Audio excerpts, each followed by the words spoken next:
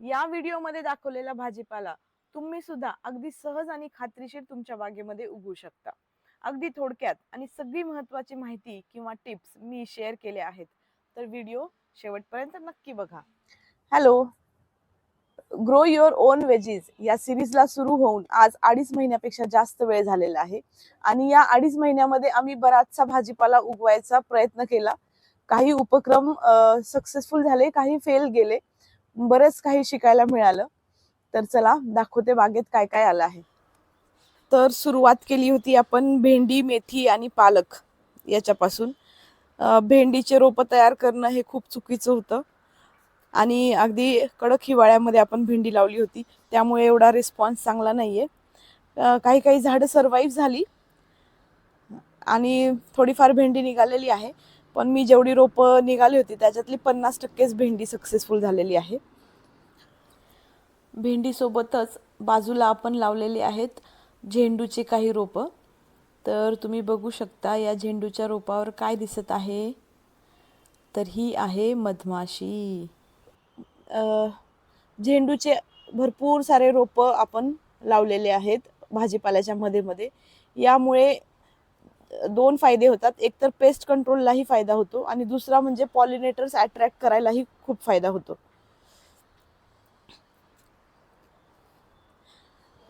आणि झेंडूचा म्हणजे मी आधी प्रयत्न केला होता की आपल्या जो हार असतो त्यामधल्या फुलांपासून तयार करायचं, पण ते काही झालं नाही. मग मी हे विकतच मागवले. 2-3 प्रकारचे झेंडूच्या बिया मागवल्या होत्या. आता या मात्र हे फुलं मात्र मी जपून ठेवेल. हे बघा, इथे पण झेंडू आहे. त्यानंतर इथे मी तर मेथी तिकडची काढून हार्वेस्ट झालेली आहे. इथे ही थर्ड बॅच वगैरे असेल. घेवडा लावला होता. घेवड्याला आता फुलं यायला सुरुवात झालेली आहे, बघू शकता तुम्ही. 3-4 वेली लावल्या होत्या, सगळ्या वेली सर्वाईव्ह झाल्या. मी सगळ्या वेली ठेवल्या आणि सगळ्या वेली आता वेलींना फुलं येत आहेत. हा मस्त पसरला आहे. आणि फेल गेलेला उपक्रम म्हणजे काकडी. तर हे आहे काकडीचं रोप. याला फुलं आली मात्र माहिती नाही, हे सतत वाळत आहे असं, आणि काकडी काही धरली नाही अजूनपर्यंत तरी. तो वेल पण जास्त पसरला नाही, त्याची ग्रोथ अत्यंत स्लो होती, कारण तो पण थंडीमध्ये लावला होता. तर ते टायमिंग इज एव्हरीथिंग जे म्हणतात ते खूप लागू पडतं इकडे जेव्हा आपण भाजीपाला लावतो. आणि स्टार ऑफ द बाग म्हणता येईल ती आहे ही ब्रोकोली. हे बघा, ब्रोकोलीचे किती किती सगळे प्रत्येक रोपाला ब्रोकोली आली आहे. सगळे रोप सर्वाईव्ह झालेले आहेत. 1 2 3 4 5 6, परत इकडे आहे 7,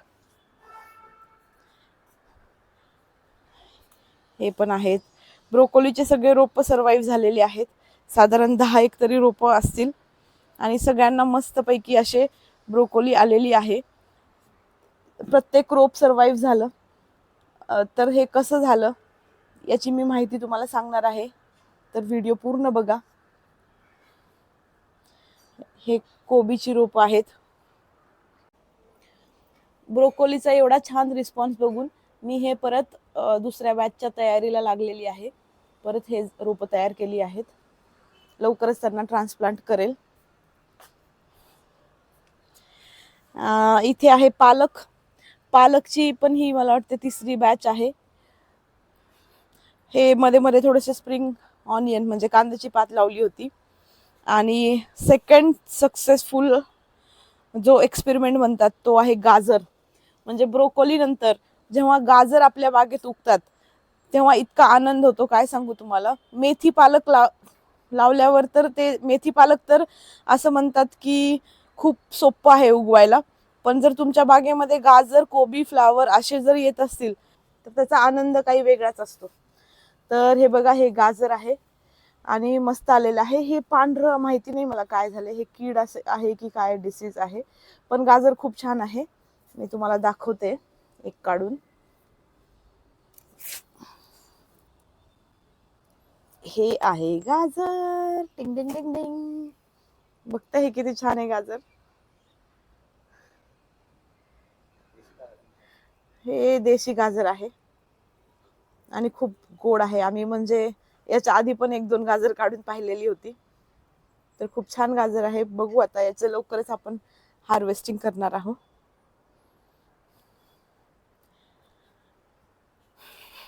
आणि अजून एक हे देशी टोमॅटो, हे पण इतके छान आले आहेत काय सांगू. खूप लखडला आहे टोमॅटोनी झाड. हा पण देशी टोमॅटो आहे. याच्या बिया मी आपल्या पद्मश्री राहीबाई ताई यांच्याकडून घेतल्या आहेत, बीज माता ज्यांना आपण म्हणतो. तर हे टोमॅटोचे जेवढे रोपं लावले होते सगळ्यांना टोमॅटो अगदी लखडून गेलेले आहेत. यांना आता मला थोडासा सपोर्ट द्यावा लागेल. मस्त रिस्पॉन्स आहे टोमॅटोचा पण. एवढी सगळी रोपं लावली होती, सगळीच्या सगळी सर्वाईव्ह झाली आहे. मध्यंतरी टोमॅटोला थोडंसं लीफ कर्ल जे म्हणतात ते इन्फेक्शन झालं होतं. लीफ कर्ल म्हणजे त्याचे पानं असे दुमडले जातात. तर मग तेव्हा मी एक नीम ऑइलचा स्प्रे केला आणि 1-2-3 वेळा नीम ऑइलचा स्प्रे केला आणि ते सगळं क्युअर झालं. खूप सारे पानं असे जे दुमडले असतात ते आता हे बघितलं का कसं झालं ह्याच्यामध्ये. हे बहुतेक फुलपाखरू असावं. ठीक आहे, सोडून देते मी.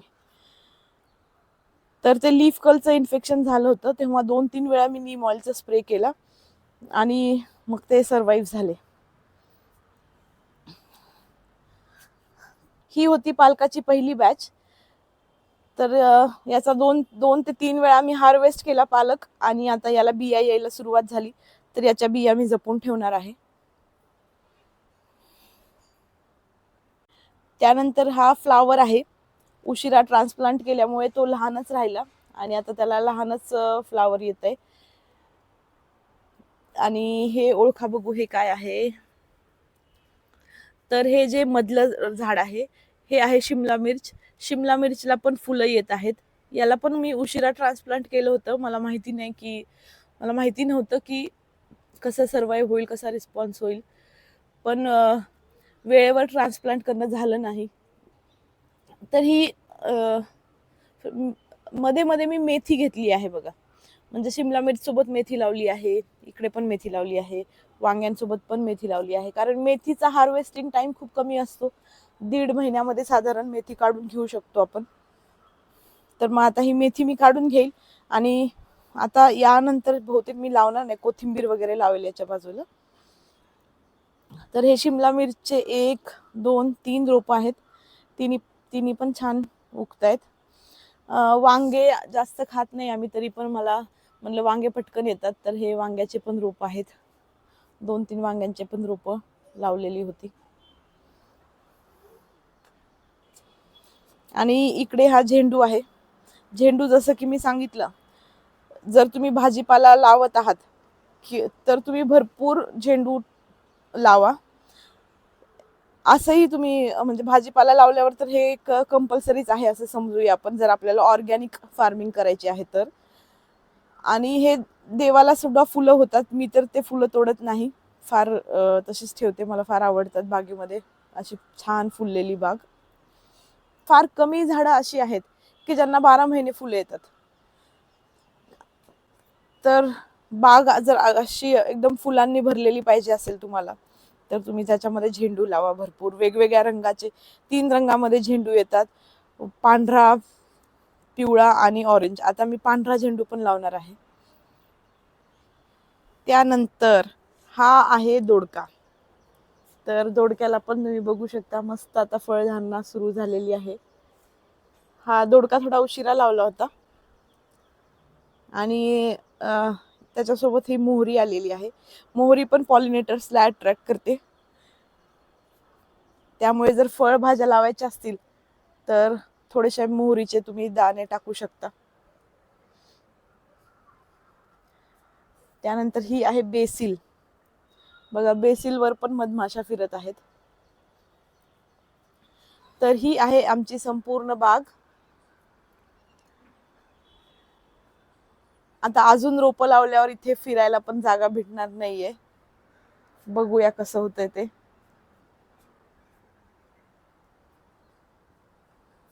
इथे सगळे ब्रोकोलीचे रोप आहेत.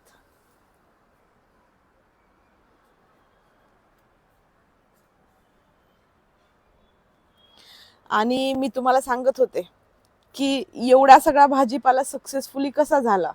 याच्या आधीही मी कोबी ब्रोकोली उगवायचा प्रयत्न केला होता, पण त्याचं नंबर 1 रिझन म्हणजे शुद्ध बीजापोटी फळे रसाळ गोमटी, हे जी म्हण आहे ती इथे तंतोतंत लागू होते. जर तुमचं सीड व्यवस्थित असेल तर तुमचं प्रॉडक्ट पण व्यवस्थित असेल. तर बिया घेताना म्हणजे 60 ते 70% तुमचा सक्सेस रेट हा डिपेंड करतो की तुम्ही कुठून बिया मागवलेले आहेत. जनरल स्टोअर जे आपले शॉप्स असतात किंवा नर्सरीचे लोक असतात, तिथून बिया घेतल्यावर मला एवढा काही चांगला रिस्पॉन्स वाटला नाही. म्हणजे कोबी ब्रोकोली तर मला कधीच उगली नाही, माझ्या बागेमध्ये कधीच उगली नाही. ही पहिल्यांदाच एवढं सक्सेसफुल झालं आहे. ते म्हणजे योग्य वेळेवर बिया लावणे. दुसरं म्हणजे त्याच्या सॉइल मिक्स, बियांची निवड चांगली करणे. कुठल्या बिया तर ऑर्गॅनिक बाजार आणि राहीबाई ताई, देशी बिया घ्यायच्या असेल तर राहीबाई ताई यांच्याकडून घ्याव्या. आणि जर तुम्हाला हायब्रिड बिया घ्यायच्या असतील तर त्या ऑर्गॅनिक बाजार या वेबसाईटवरून घ्यावे. कारण या ऑर्गॅनिक बाजार या वेबसाईटच्या ज्या बिया आहेत त्या डिसीज रेजिस्टंट आणि थोड्याशा म्हणजे हार्डी टाईप आहेत. म्हणजे त्या ट्रान्सप्लांट करताना थोडंसं इकडं तिकडं झालं तरी सर्वाईव्ह झालेलं आहे. तर बिया छान घ्या. सॉइल मिक्समध्ये कंपोस्ट कोकोपीट जरूर वापरा आणि योग्य वेळेला लावा. बस. बाकी डिसीजचं जर तुम्ही म्हणाल तर मध्यंतरी वातावरण खूप खराब होतं, म्हणजे ऊन यायचं नाही. अशा वेळेस काही काळा मावाचा प्रादुर्भाव झाला होता.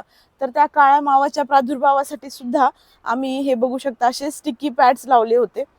हे स्टिकी पॅड्स जे आहेत ते खाली लावायचे असतात, फार वर लावायचे नाही, नाहीतर त्याला युजफुल पॉलिनेटर्स पण त्याच्यामध्ये फसवू शकतात. तर हे आम्ही साधारण तुम्ही बघू शकता स्टिकी पॅडवर किती मावा आहे, हा पूर्ण भरलेला आहे. तर काळ्या मावाच्या प्रादुर्भावासाठी आम्ही स्टिकी पॅड लावला आणि नीम ऑइलचा स्प्रे केला 2-3 वेळा. एक दिवसाच्या अंतराने नीम ऑइलचा स्प्रे केलेला आहे. हा जो घेवडा आहे या घेवड्यालाच नेहमी काळ्या मावाचा प्रादुर्भाव व्हायचा सुरुवातीला. म्हणजे जेव्हा ऊन कमी होतं, थंडी होती, तेव्हा याला काळ्या मावाचा प्रादुर्भाव झालेला आणि याच्यामुळे संपूर्ण बागेमध्ये तो काळा मावा दिसत होता. पण तो नीम ऑइलनी आटोक्यात आला. माझा व्हिडिओ एवढा स्ट्रक्चर्ड नसेल, पण जमेल तितकी महत्त्वाची माहिती देण्याचा मी प्रयत्न करत आहे. तर कंपॅनियन गार्डनिंग किंवा मल्टीक्रॉप गार्डनिंग हे आजकालचे खूप प्रचलित झालेल्या टर्म्स आहेत. तर या टर्म्स म्हणजे तुम्ही एका भाजीपाल्यासोबत दुसरं अजून काहीतरी लावणे. म्हणजे जसं झेंडू मी सांगितलं तुम्हाला की जितका जमेल तितका झेंडू मध्ये मध्ये लावून टाकायचा. याला जास्त काही फीडिंग म्हणजे हेवी फीडिंग नाहीये. हा न्यूट्रिशन खेचत नाही खूप. तसंच मेथी आणि कोथिंबीर हे पण आपण लावू शकतो. मेथी नायट्रोजन फिक्सिंगचं काम करते. कोथिंबीर हे एक आच्छादन किंवा मल्चिंगचं काम करतं. तसंच आपण ब्रोकोली सोबत कांदा लावला पाहिजे, कांद्याची पात वगैरे. मी लावली होती कांद्याची पात, तुम्ही बघू शकता. पण ही ग्रो बॅग इतकी लहान आहे, मी याच्यासोबत हे थोडा कांदा जे आपले किचन मधले कांदे असतात तर ते कांदे लावायचा ट्राय केला होता. पण ही ग्रो बॅग लहान असल्या कारणाने ते जास्त काही उगवलेलं नाहीये. तर आता एवढंच आठवते मला. यापुढे अजून जसं जसं आठवेल तसं तसं मी माझी माहिती आणि माझे एक्सपिरियन्स तुमच्यासोबत शेअर करणार आहे. त्यासाठी चॅनलला नक्की सबस्क्राईब करा. व्हिडिओ आवडला असेल तर लाईक करा आणि तुमचे काही सजेशन्स असेल तर कमेंटमध्ये नक्की कळवा. धन्यवाद.